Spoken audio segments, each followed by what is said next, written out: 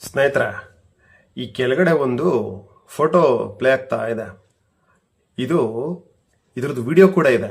Video ಹಾಕಕ್ಕೆ ಯಾಕೋ ಮನ್ಸಾಗ್ಲಿಲ್ಲ. ಯಾಕಂದ್ರೆ ಅಷ್ಟು ಕ್ರೂರವಾಗಿ ಆ ಹೆಣ್ಣು ಪತ್ರಕರ್ತನ ಎಳ್ದಾಡ್ತಾರೆ ಜಂತರ್ ಮಂತರ್ನಲ್ಲಿ. ಸ್ನೇಹಿತರೆ, ಎಷ್ಟು ಕ್ರೂರವಾಗಿ ಎಳ್ದಾಡ್ತಾರೆ ಅಂದ್ರೆ, ಒಬ್ಬ ಹೆಣ್ಮಗಳು ಭಾರತ ಭಾರತಾಂಬೆ ಅಂದ್ರೆ ನಾವು ಪೂಜಿಸುವಂತ ಹೆಣ್ಮಗಳನ್ನ ಜಂತರ್ ಮಂತರ್ನಲ್ಲಿ ವಿದ್ಯಾರ್ಥಿಗಳು ಅನ್ನಿಸಿಕೊಂಡಿರುವಂತ ಕೆಲವು ಕಿಡಿಗೇಡಿಗಳು, ಆಕೆ ಪತ್ರಕರ್ತ ಇರ್ತಾರೆ, ಅವರು ಇವ್ರು ಪರ ಮಾಡ್ತಾ ಇದ್ದಾರೋ ವಿರುದ್ಧ ಮಾಡ್ತಾ ಇದ್ದಾರೋ ರಿಪೋರ್ಟು ಅದು ನನ್ ಆಫ್ ಬಿಸ್ನೆಸ್. ಆದ್ರೆ ಒಬ್ಬ ಹೆಣ್ಣು ಮಗಳನ್ನ ನಡೆಸಿಕೊಳ್ಳುವಂತ ರೀತಿ ಇದಾ ನಮ್ಮ ಭಾರತದಲ್ಲಿ ಅಂತ. ಯಾಕಂದ್ರೆ ಸುಮಾರು ಕಡೆ ನೋಡ್ತಾ ಇದ್ದೀವಿ, ನಮ್ಮ ಒಂದು ರೂಲ್ಸ್ ಪ್ರಕಾರ ಒಂದು ಹೆಣ್ಣು ಮಗುನ ಅಸಭ್ಯವಾಗಿ ಟಚ್ ಮಾಡಿದ್ರು ಕೂಡ ನಾವು ಅದನ್ನ ಬೇರೆ ರೀತಿ ಅಸೈನ್ ಮಾಡ್ತೀವಿ ಆಸ್ ಪರ್ ನಮ್ಮ ನ್ಯಾಯಾಲಯದ ಕೋರ್ಟು ಅದ್ರ ಪ್ರಕಾರ. ಆದ್ರೆ ಆ ಆ ಮಹಿಳೆನ ಎಷ್ಟು ಕ್ರೂರವಾಗಿ ಎಳ್ದಾಡ್ತಿದ್ದಾನೆ ಅಲ್ಲ ಒಬ್ಬ ಮನುಷ್ಯ ಅಂದ್ರೆ, ಅದರಿಂದ ಸಾವಿರಾರು ಜನ ಬರ್ತಾ ಇದಾರೆ ಆಕೆ ವಿರುದ್ಧ ಏನೋ ಘೋಷಣೆ ಕೂತ್ಕೊಂಡು. ಆಯ್ತು, ಆ ಹೆಣ್ಣು ಮಗಳು ಆ ಪತ್ರಕರ್ತೆ ನಿಮ್ಮ ಎಗೆನೆಸ್ಟೇ ನ್ಯೂಸ್ ಮಾಡಕ್ ಬಂದಿದ್ರು ಅಂತ ಅನ್ಕೊಂಡ್ರು ಕೂಡ ಎಲ್ಲಿದೆ ನಿಮಗೆ ಅಧಿಕಾರ ಹೆಣ್ಣು ಮಗಳನ್ನ ಎಳ್ದಾಡಕ್ಕೆ, ಆ ತರ ಪರ್ಚಾಡಕ್ಕೆ,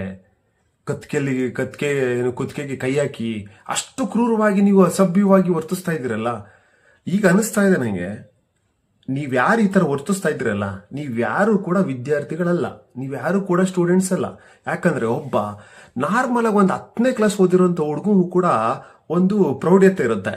ಏನಂತ, ಒಂದು ಹೆಣ್ಣನ್ನ ಯಾವ ರೀತಿ ನೋಡ್ಬೇಕು, ಅವ್ರನ್ನ ಯಾವ ರೀತಿ ನಾವು ಬೆಲೆ ಕೊಡಬೇಕು ಅಂತ. ಆದ್ರೆ ನಿಮ್ಮ ಒಂದು ಕ್ರೂರಿತನ ಕಾಣಿಸ್ತಾ ಇರೋದು ನೋಡ್ತಾ ಇದ್ರೆ ನೀವು ಸ್ಟೂಡೆಂಟೇ ಅಲ್ಲ.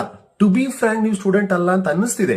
ನಮ್ಮ ದೇಶಕ್ಕೆ ನಿಮಗೆ ಡೇ ಬೈ ಡೇ ಗೊತ್ತಾಗ್ತಾ ಇರೋ ವಿಚಾರ ಏನ್ ಗೊತ್ತಾ, ನೀವು ನಡೆತಿರೋ ಪ್ರೊಟೆಸ್ಟಿನ ವಿಷಯ ತುಂಬಾ ಒಳ್ಳೇದು ಹಾಗೂ ಬೆನಿಫಿಟ್ ಇರುವಂತ ವಿಚಾರ ಹಲವಾರು ಸಂಸಾರಗಳಿಗೆ, ಹಲವಾರು ಕುಟುಂಬಗಳಿಗೆ. ಆದರೆ ಆ ಪ್ರೊಟೆಸ್ಟಿನ ನೀವು ಮಾಡ್ತಾರಂತ ಪ್ರೊವೊಕೇಶನ್ಸ್ ಇದೆಯಲ್ಲ, ಆ ಹೆಣ್ಣು ಮಗಳನ್ನ ಆ ರೀತಿನೇನ್ರಿ ಎಳ್ದಾಡೋದು?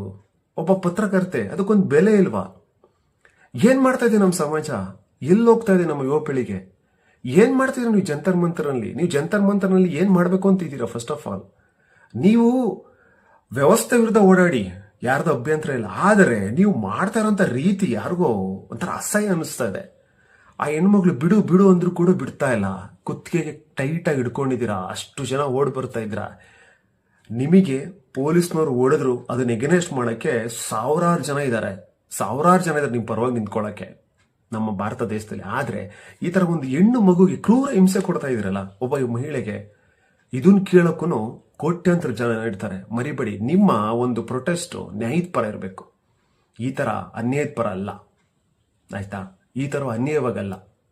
ಏನಂತೀರಾ ಸ್ನೇಹಿತರೆ?